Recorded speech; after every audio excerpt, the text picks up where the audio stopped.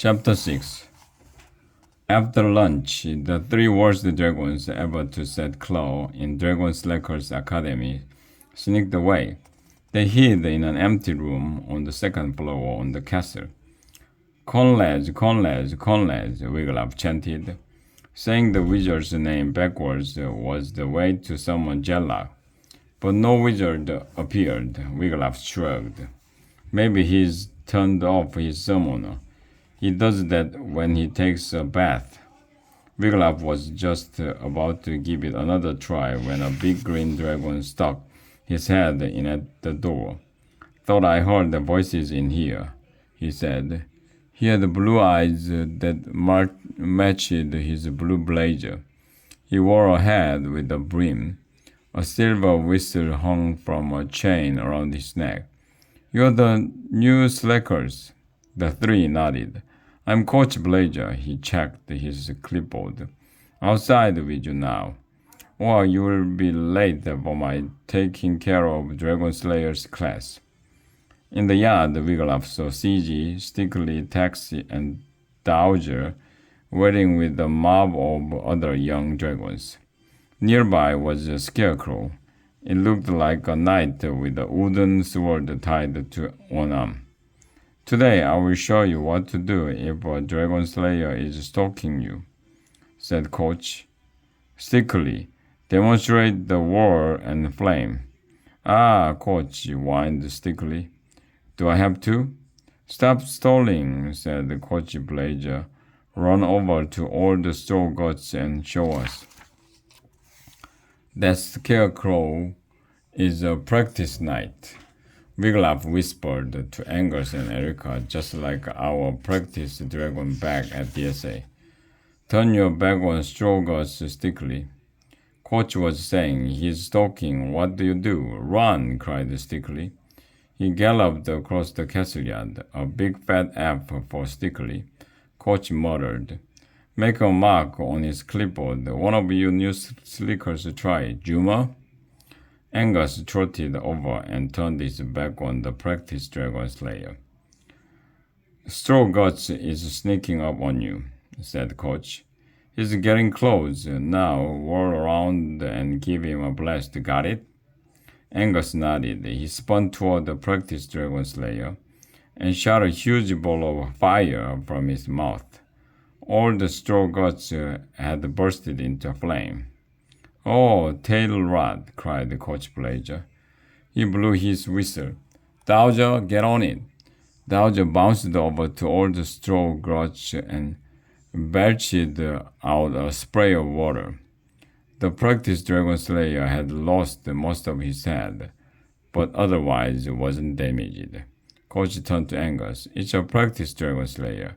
You do first, he said. You're supposed to use your practice flame. Don't you know anything? Guess not, muttered Angus. Coach Blair looked suspicious. Next, he called on Wiglaf to do the sword whip. The sword what? Said Wiglaf. Oh, come on, every dragon knows the sword whip. By the time he leaves nursery school, Blinky. Coach made a note on his clipboard. CG, show him how it's done. Who, me? Said CG. Well, okay, guys, here I go. She stepped up to all the straw gods, spun around, and with a single well-placed twish of her tail, knocked the sword neatly out of the practice Dragon Slayer's hand. Wiglaf was impressed. After class ended, the three new dragons hoped to sneak off and try to summon Jellock again. But the hallways were mobbed and every classroom was full. That was wicked cool, Juma. Taxi told Angus as they headed for Professor Scale's class. All about Dragon Slayers using your real flame in class. When they reached the classroom, Angus said, let's get seats in the back row. Then maybe we won't get called on. But I like to sit in the front, said Erica. I like to get called on.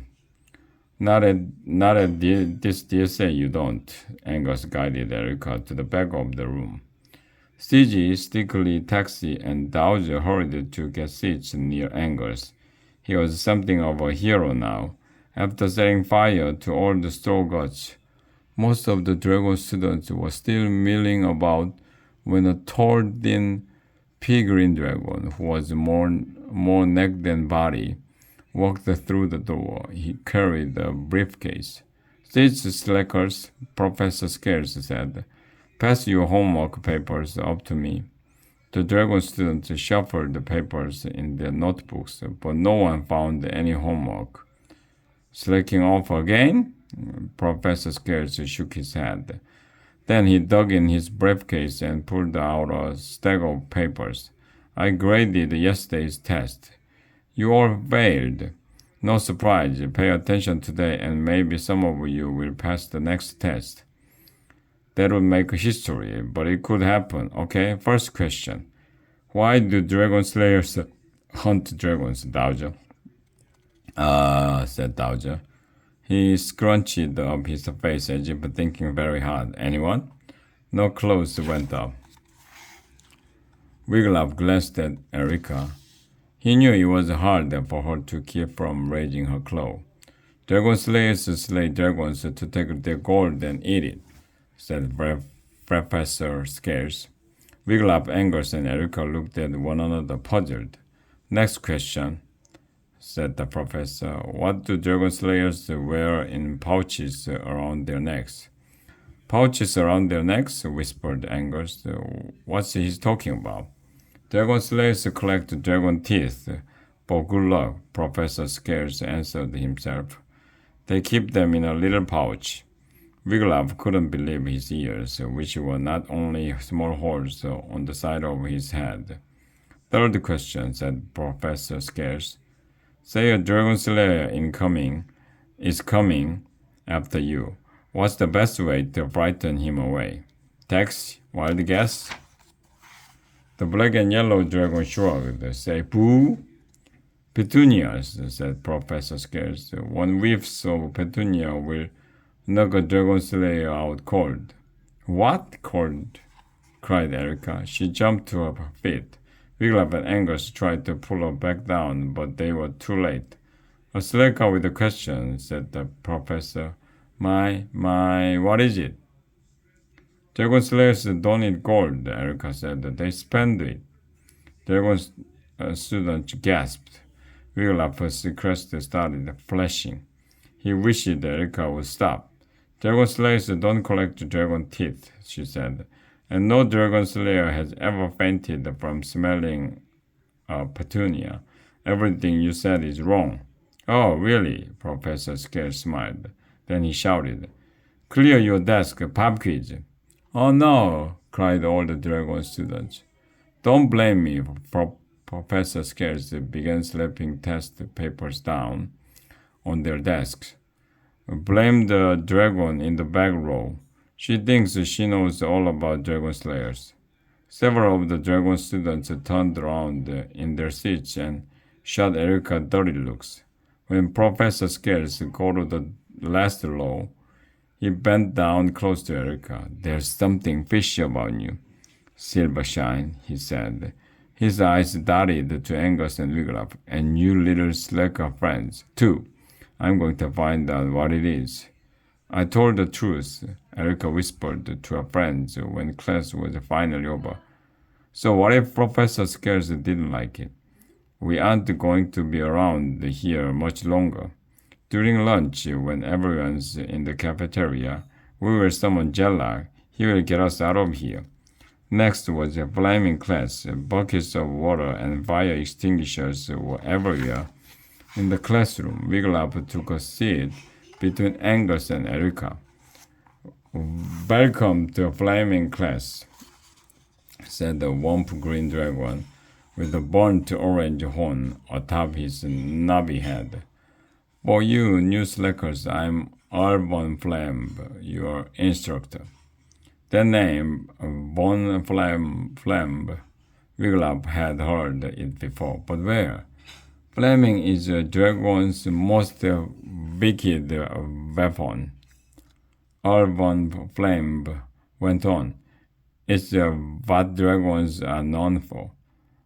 Why, as the bold folks call us, fire breathers. Wiglaf nudged Erica. I know that name from somewhere, he said. Von Flame. Shh, said Erica. I want to hear what he says about flaming.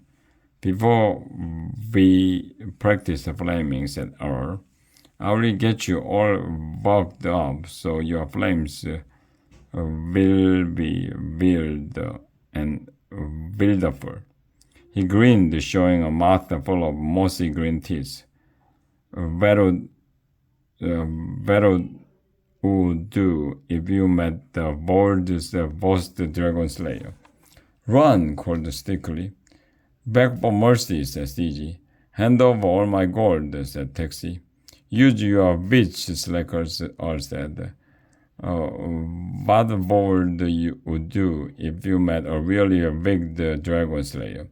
A dragon slayer who wanted to slay you. Said Taxi. Try to make him out of it. Well, you say, said Earl. You would flame him, barbecue him, charcoal grill him. That would wake him up. Wiglaf thought Earl seemed way overexcited about this assignment. Now, students, Earl went on. What is the name of this dragon slayer? The most wicked dragon slayer. The first one in the whole world. Altogether, the dragon students shouted one out. Wiglaf of Binwig.